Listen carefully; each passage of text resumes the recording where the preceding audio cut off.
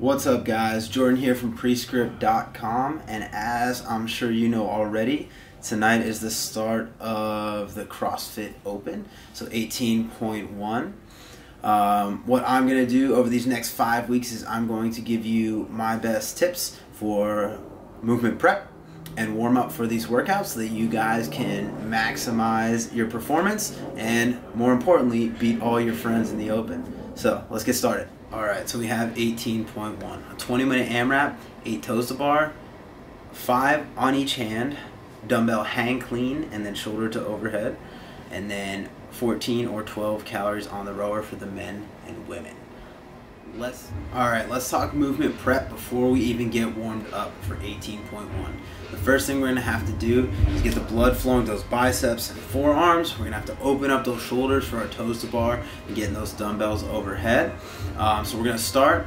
It's going to be 2 minutes thoracic extension on a wall ball, and then we're going to move into flossing the biceps and forearms, about 1 minute each side, get some good movement in there, and then we're going to move into some more active stuff. So we're going to go into, on a pull-up bar, we're going to go through 2 rounds of 10 arch hollows, and we're going to go through 6 single arm dumbbell clean and strict press with a much lighter dumbbell than what we're going to use in the workout. After we go 2 times through that, we're going to play around with either weights that are in between that light dumbbell and the RX weights, or if you're comfortable enough, go up to that RX weight and play around with that hang clean and push jerk with the dumbbell. If it's something that you're not comfortable with, get yourself a little bit more familiar with that, but not to the point where we're going to feel fatigue. Alright, then after our movement prep is we're going to move into our specific warm-up for this workout.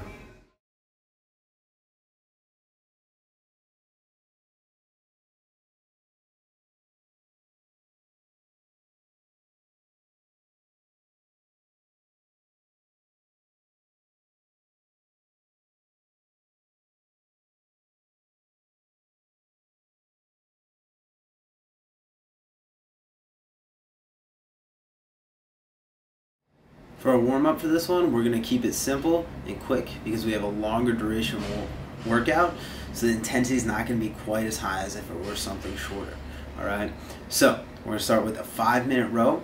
We're going to be peaking intensity to maybe about 80 to 85% around the 3-minute mark, and then we're going to let it trail off to the 5-minute mark to something that's more of a conversational pace. Alright, after that, we're going to let our heart rate come back to normal, and we're going to go through 3 rounds with a 60-second rest in between of 5 toes to bar and then 3 dumbbell hang clean and jerks per arm. Okay, so you do 3 on your right, 3 on your left. Okay, and the last thing we need to know before we start into this workout is going to be our strategy. This is a longer duration AMRAP, 20 minutes, with a relatively short rep scheme. Okay, now absolutely none of us are Sam Briggs, so don't count on getting 14 rounds of this workout.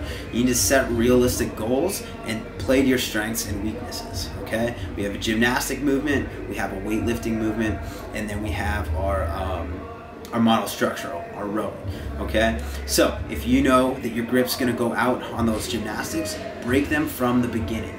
Okay, it's going to be a lot less costly to drop down, do 2 sets of 4 with a timed break in between, than as opposed to if you have to wait 20, 30 seconds towards the end of that workout to hop back up to that pull-up bar. So with the toes to bar, plan your sets with those from the beginning. Hold on to that as long as you can, and if you're breaking them into smaller sets, look at the clock and time out your rests. Maybe 5 seconds. Maybe 10 seconds, depending on how long you think you are going to need to hit sets that you can recreate for the duration of 20 minutes. Okay?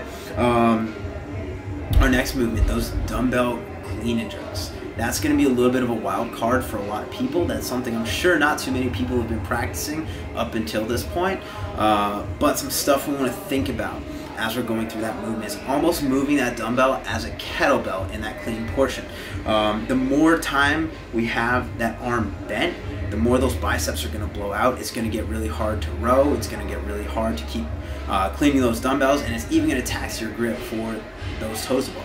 So if you're expending too much energy at the wrong parts of that dumbbell clean, it's going to fall apart, and it's going to cause the other parts of this workout to fall apart. So the best look there is to keep that arm nice and long and use a little bit more hips. Almost swing it up to your shoulder, and then as that dumbbell starts to rise, we're going to pull it right to the shoulder, and then we want to keep this arm nice and compressed. I don't know if you guys can see that. Keep this arm nice and compressed here. A lot of tension in our lats. The dumbbell head should be resting on our shoulder, and then we want to get a good dip and drive to get that dumbbell overhead, making sure that we lock it out and we show control. Okay, no reps are going to be just as costly as poor movement here.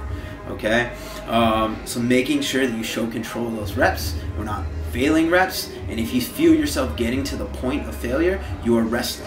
Okay, again, this is a set of 5 on each arm. If that's going to be too much to ask, break it up.